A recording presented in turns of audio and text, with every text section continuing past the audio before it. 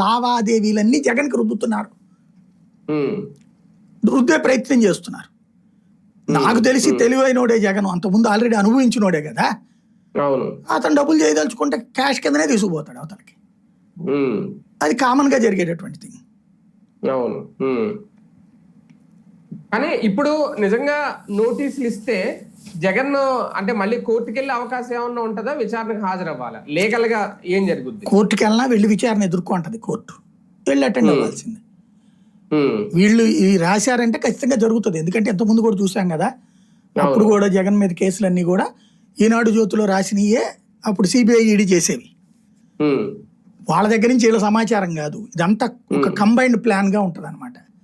కాబట్టి ఇప్పుడు జగన్ పిలవచ్చు, ప్రశ్నించవచ్చు. అంటే వాంగ్మూలాల ఆధారం అంటే సార్ మామూలుగా అంటే నాకు తెలియక అడుగుతున్నాను, ఇప్పటి వరకు ఎవరైతే విచారణకు వెళ్ళారో వాళ్ళల్లో ఫైనల్ గా అంతిమ లబ్ధి జగనే అని చెప్తే అప్పుడు నోటీసులు ఇస్తుందా ఈడీ? ఎలా లెక్క ప్రకారం అదే ఇవ్వాలి. కానీ వీళ్ళు ఏంటంటే సిట్ ఏం చెప్తోందంటే వీళ్ళే డిసైడ్ చేస్తారు అంతిమ లబ్ధిదారు జగన్ అని. ఈడీ అయితే ఇప్పటిదాకా కూడా అంతిమ లబ్ధిదారుని వీళ్ళ నోటితో చెప్పించే ప్రయత్నం చేస్తోంది. ఎవరు చెప్పకపోవడం వల్లనే మొన్న కేసు సెకండ్ ఛార్జ్ షీట్ కూడా వేసేసి వదిలేసింది. కానీ ఎట్టి పరిస్థితుల్లో జగన్ తీసుకురావాలని ప్రెషర్ పెరిగేటప్పటికి మళ్ళీ ఇప్పుడు వాళ్ళ పిఏ నాగేశ్వర రెడ్డిని లేకపోతే వాళ్ళ